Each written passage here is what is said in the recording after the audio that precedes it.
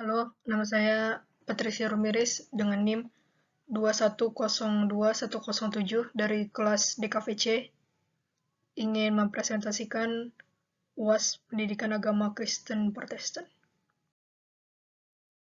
Jadi beberapa bahasan yang akan dibahas di sini ada dari materi Purpose Driven Life bagian 5 dan 6. Yang kedua ada Imago Dei, yang ketiga ada karakter Kristiani, yang keempat ada Facing the Giants, yang kelima ada buah roh, yang keenam ada visi hidup, dan yang ketujuh ada amanat agung. Jadi di sini ada nats dari Roma 12 ayat 11. Isinya, janganlah hendaknya kerajinanmu kendor. Biarlah rohmu menyala-nyala dan layanilah Tuhan. Bagian pertama, Purpose Driven Life, part 5-6. Purpose Driven Life 5-6. Anda dibentuk untuk menjadi keluarga Allah. Terdapat dalam Yohanes 15 ayat 5. Dibentuk untuk keluarga Tuhan. Alkitab adalah kisah tentang Tuhan membangun keluarga yang akan mengasihinya, menghormatinya, dan memerintah bersama Dia untuk selamanya. Dalam kasih, Ia telah menentukan kita dari semula oleh Yesus Kristus untuk menjadi anak-anaknya, sesuai dengan kerelaan kehendak-Nya. Manfaat untuk menjadi keluarga Allah, anggota keluarga Allah, terdapat dalam Filipi 4 ayat 19, yang isinya, dan apa yang telah kamu pelajari, dan apa yang telah kamu terima, dan apa yang telah kamu dengar, dan apa yang telah kamu lihat padaku, lakukanlah itu, maka Allah sumber damai sejahtera akan menyertai kamu. Isi warisan, terdapat 4 poin. Yang pertama, kita akan bersama-sama dengan Tuhan selamanya. Yang kedua, kita akan diubahkan sama sekali untuk menjadi seperti Kristus. Yang ketiga, akan dibebaskan dari segala rasa sakit, kematian, dan penderitaan. Yang keempat, kita akan diberikan upah dan ditugaskan lagi di posisi pelayanan. Lalu ada baptisan, mengidentifikasi diri dengan keluarga Allah. Baptisan itu sendiri adalah gambaran fisik suatu kebenaran rohani. Hal itu melambangkan apa yang terjadi ketika Tuhan membawa kita ke dalam keluarganya. Baptisan menunjukkan bahwa kita adalah bagian dari keluarga Allah, seperti pengingat dari komitmen yang telah ada di dalam hati. Hidup adalah tentang kasih. Karena Tuhan adalah kasih, pelajaran yang paling penting di dunia adalah bagaimana cara mengasihi. Nats-nya terdapat dalam Matius 29 ayat 22. Hubungan dengan Allah harus memiliki prioritas. Hidup tanpa kasih sebenarnya tidak berharga. Terdapat dalam Matius 22 ayat 37-39. Kasih yang kekal selamanya terdapat dalam 1 Korintus 13 ayat 13. Yang terakhir, kita akan dievaluasi berdasarkan kasih kita. Ekspresi kasih terbaik adalah waktu. Waktu adalah pemberian paling berharga karena kita hanya memilikinya secara terbatas. Waktu tidak bisa lagi diulang-ulang. Jadi kita harus selalu menghargai apa yang telah diberikan kepada kita. Menjadi anggota tubuh Kristus. Terdapat ada 2 definisi. Menjadi Kristus termasuk menjadi anggota, bukan hanya percaya. Kita adalah anggota-anggota tubuhnya. Bagi Paulus, menjadi anggota gereja berarti menjadi organ vital suatu tubuh yang hidup, yang tidak tergantikan, saling terkait dengan bagian tubuh Kristus. Gereja adalah suatu tubuh, bukan sebuah bangunan. Gereja merupakan suatu organisme, bukan hanyalah sebuah organisasi. Manusia memerlukan keluarga gereja. Mengapa? Karena yang pertama, keluarga gereja menunjukkan bahwa manusia adalah seorang percaya sejati. Yang kedua, keluarga gereja menggerakkan untuk keluar dari isolasi pementingan diri sendiri. Yang ketiga, keluarga gereja membantu mengembangkan otot rohani. Yang keempat, tubuh Kristus memerlukan Anda. Alasan yang kelima, Anda akan mengambil bagian dalam misi Kristus di dunia. Lalu yang terakhir, keluarga gereja akan membantu mencegah Anda dari kemunduran. Tuhan menghendaki kita untuk menjalani kehidupan bersama. Tuhan juga menghendaki kita untuk mengembangkan komunitas. Apa-apa saja yang dibutuhkan untuk mengembangkan komunitas? Ada 5 hal yang sangat penting. Yang pertama, mengembangkan komunitas memerlukan kejujuran. Yang kedua, Mengembangkan komunitas memerlukan kerendahan hati. Yang ketiga, mengembangkan komunitas memerlukan sikap hormat. Yang keempat, mengembangkan komunitas memerlukan kemampuan memegang rahasia. Yang kelima, mengembangkan komunitas memerlukan frekuensi. Lalu ada memulihkan persekutuan yang retak. Hubungan selalu berharga untuk dipulihkan, karena hidup adalah tentang belajar untuk mengasihi. Tuhan menghendaki kita untuk menghargai hubungan dan berusaha menjaganya daripada membuangnya bila terjadi sebuah keretakan, luka, atau konflik. Bagaimana cara kita memulihkan suatu hubungan yang sudah rusak atau retak? Ada beberapa cara yang bisa kita lakukan. Yang pertama, kita bisa berbicara kepada Tuhan sebelum berbicara kepada orang yang bersangkutan. Yang kedua, kita harus selalu mengambil inisiatif. Yang ketiga, harus juga selalu bersimpati dengan perasaan orang lain. Gunakan telinga lebih daripada mulut. Yang keempat, akuilah bagian Anda dalam konflik tersebut. Jika Anda salah, maka sangat penting untuk mengakui kesalahan tersebut. Yang kelima, seranglah masalahnya, bukan orangnya. Yang keenam, selalulah bekerja sama sesering mungkin. Dan yang terakhir, tekankanlah kepada rekonsiliasi, bukan resolusi. Roh Allah bekerja dalam diri kita. Terdapat dalam Nats Filipi 2 ayat 13. Keserupaan dengan Kristus tidak dihasilkan dengan meniru, tetapi dengan ditinggali roh.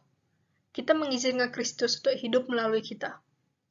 Kita harus bekerja sama dengan pekerjaan Roh Kudus. Tuhan memakai firman, umat, dan situasinya untuk membentuk kita. Menjadi serupa dengan Kristus adalah proses bertumbuh yang sangat lama dan juga perlahan. Materi yang kedua ada Imago Dei, atau serupa dengan Allah, atau secitra dengan Allah. What does it mean to be made in the image of God? What does it mean to be made in His likeness? It is a question that has been around for centuries. According to the book of Genesis, although the first man, Adam, was made from the dust of the ground, he was made in the image and likeness of God. But what does it mean? Does it mean we are supposed to bear a physical resemblance? Share certain traits with the Lord? Be a representation for God? Or does it go far beyond this?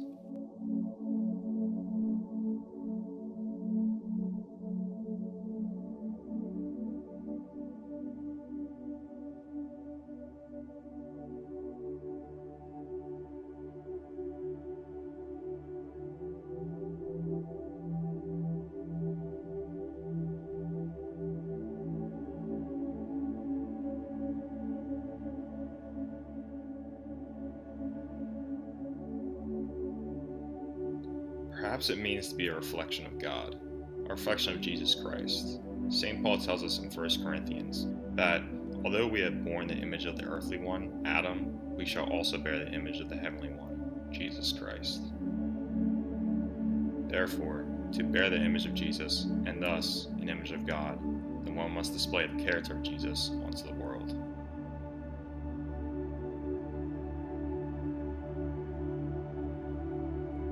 St. Paul tells us in 2 Corinthians 13 that we should examine ourselves, to test ourselves, to see if we are living in the faith, for Jesus Christ is present within us.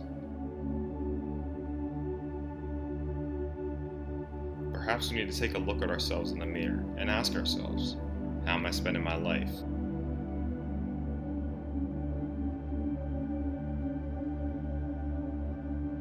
How am I using the life that God gave me? What purpose am I using it for? A person should examine themselves first. Ask yourself, am I living up to such a spiritual calling? Or if I am slipping back?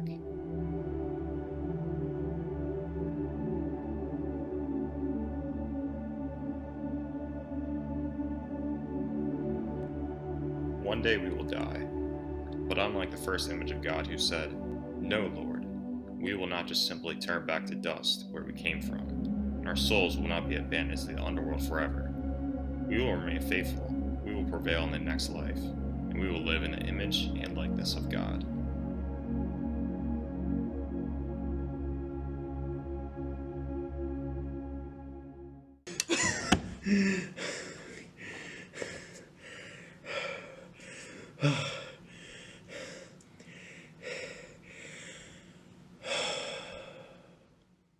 And it all starts when you say,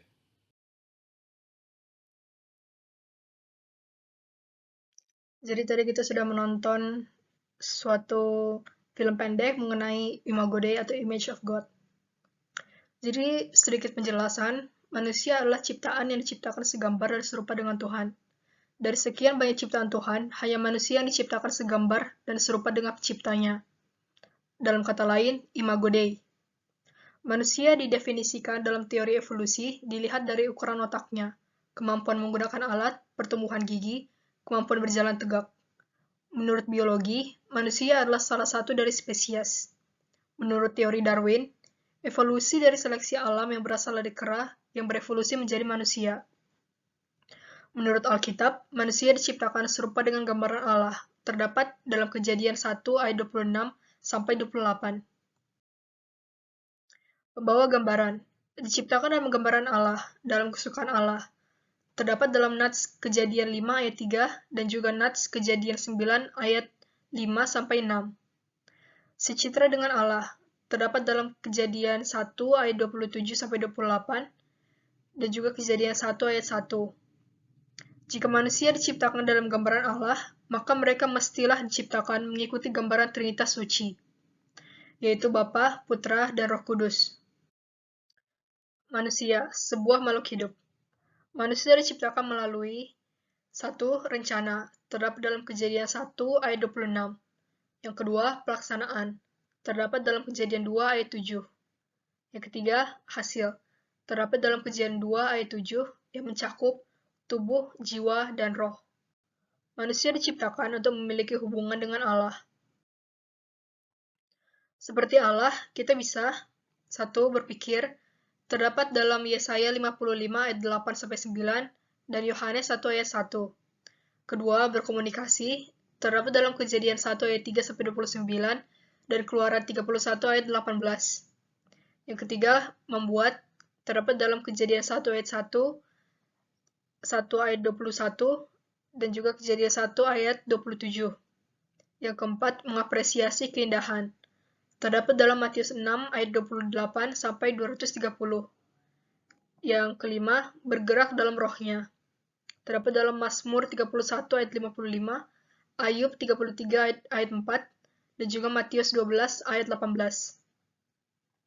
Selanjutnya, seperti Allah kita bisa menilai. Terdapat dalam Mazmur 9 ayat 8, Mazmur 96 ayat 13, dan juga Matius 7 ayat 1 sampai 2. Yang terakhir, seperti Allah, kita bisa mencintai. Terdapat dalam Mazmur 13 ayat 5, Mazmur 36 ayat 5, dan juga Matius 22 ayat 37 sampai 39. Tujuan manusia adalah untuk menguasai. Terdapat dalam Kejadian 1 ayat 26 sampai 28. Menguasai di sini berujuk kepada untuk menguasai ciptaan Allah selain manusia itu sendiri. Tuhan memberikan manusia tujuan. Apa saja tujuan itu? Antara lain, yang pertama, manusia untuk mematuhi perintah Allah. Yang kedua, tujuan manusia adalah untuk belajar. Yang ketiga, manusia untuk bertambah jumlahnya. Dan yang keempat, manusia untuk menguasai. Posisi dalam penciptaan antara lain, Tuhan sebagai posisi tertinggi, lalu kepada manusia, lalu ciptaan lainnya. Kekasih manusia terdapat dalam Korintus 12 ayat 37 sampai 39.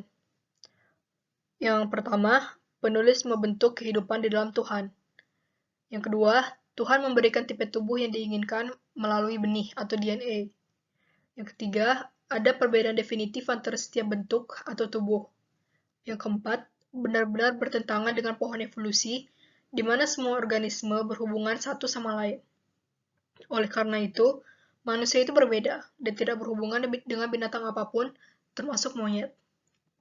Kekhasan manusia dibandingkan binatang terdapat dalam intelijensi, bahasa, kreativitas, kesadaran moral, dan pengertian emosional. Manusia adalah ciptaan yang sangat istimewa. Allah ingin manusia memuliakannya. Manusia diciptakan untuk menikmati kebersamaan dengan Allah selamanya. Manusia diciptakan untuk memuji dan memiliki persekutuan dengan Allah. Lalu materi selanjutnya adalah karakter Kristiani.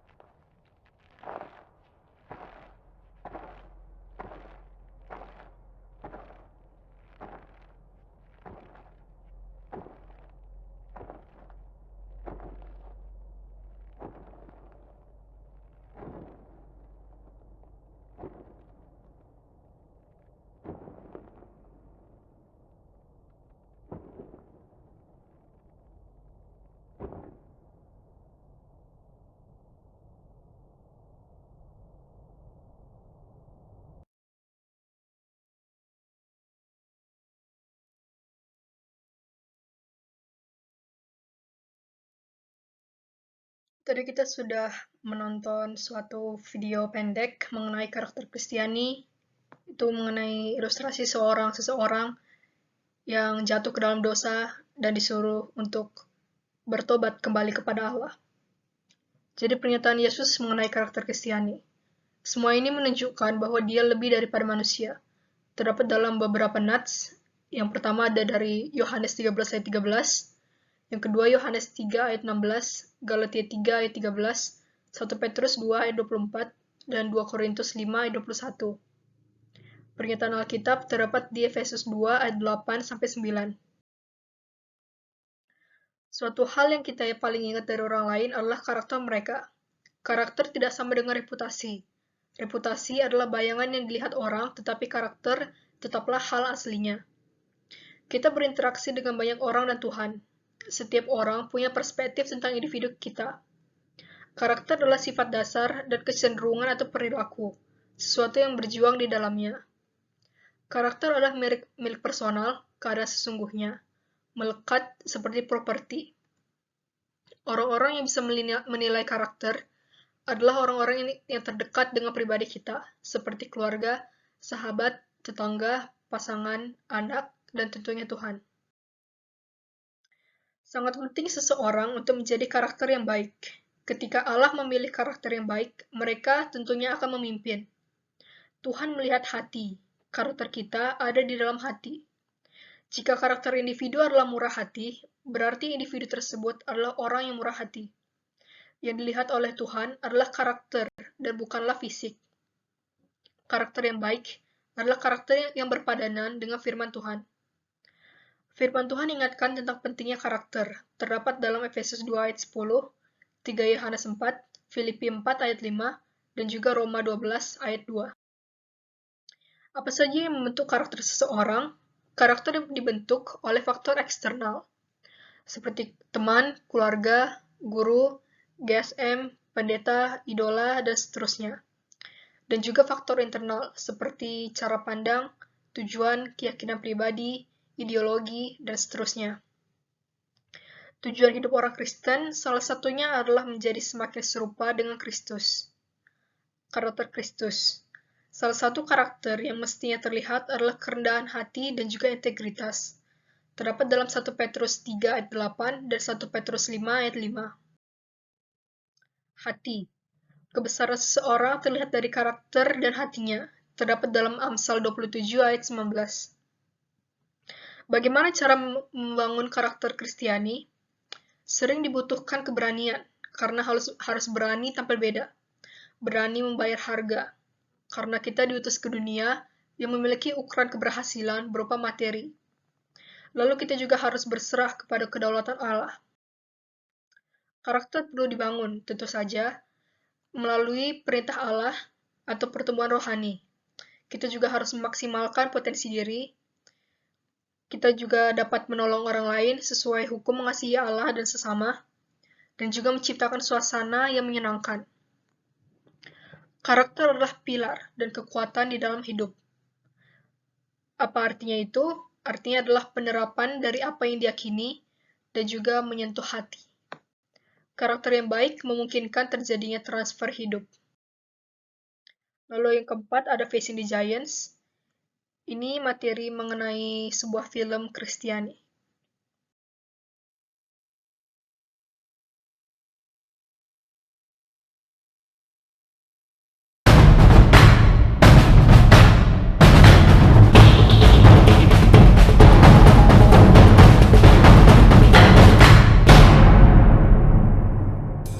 I'm not saying he's not a good man. I'm saying he's not a good coach. Just look at the facts. We need new leadership. But died again. There are thousands of couples who are unable to have children. I feel like there are giants of fear and failure staring down at me, waiting to crush me. I'm tired of being afraid. What's the purpose of this team? Win ball games? Winning football games is too small a thing to live for. We're not here just to get glory, make money, and die. So I'm here to present you a new team philosophy. We need to give God our best in every area. And if we win, we praise Him. And if we lose, we praise Him. What are you doing? This program's going in the tank. You got a chance, man. Coach, I'm done. Now is when you lead, right now! I know you're tired. Your attitude's like the aroma of your heart. If your attitude stinks, it means your heart's not right. How's your attitude, Brock? It's fine. Then you'll be okay with the death crawl, right? Keep going, Brock! Come on! Don't quit! Don't quit! Don't quit! You can't win football games if you don't play together as a team! We got the toughest schedule we ever had and less talent than we ever had.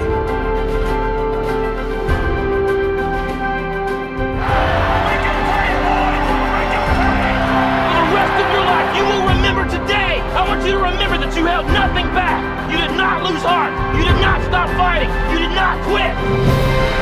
Facing the Giants. I can't believe what I just seen. I cannot believe what I just seen.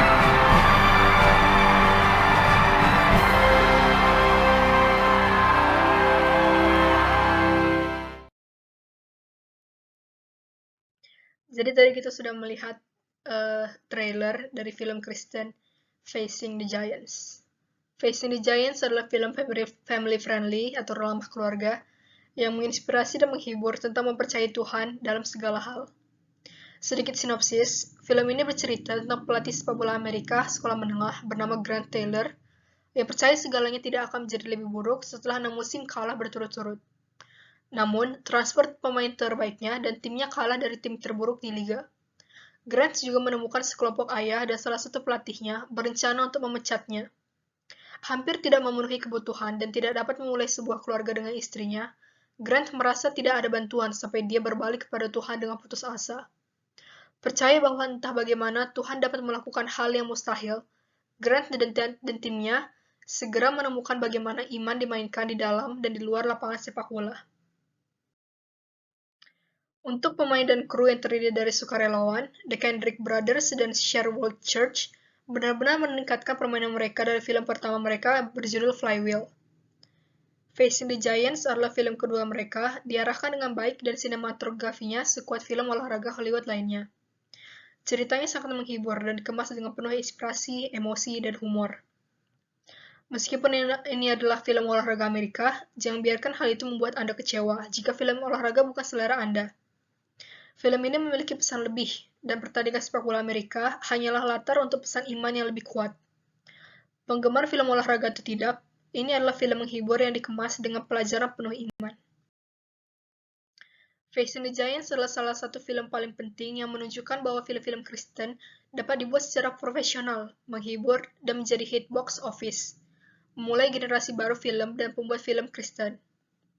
Keseluruhan Facing the Giants adalah film keluarga yang menghibur, menghangatkan hati dan inspirasional, yang mendorong kita untuk mencari Tuhan dan menaruh kepercayaan kita kepadanya dalam segala keadaan, apapun yang mungkin kita alami.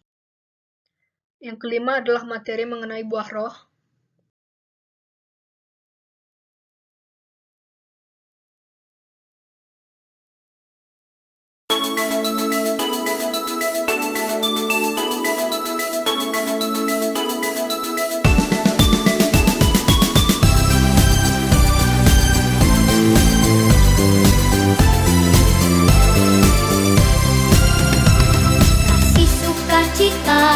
Damai sejahtera, kesabaran, kemurahan, kebaikan, kesetiaan, kelemah lembutan, penguasaan diri. Inilah buah Roh Kudus mengalir dalam hidupku. Ku mau hidup dipimpin Roh Kudus setiap hari.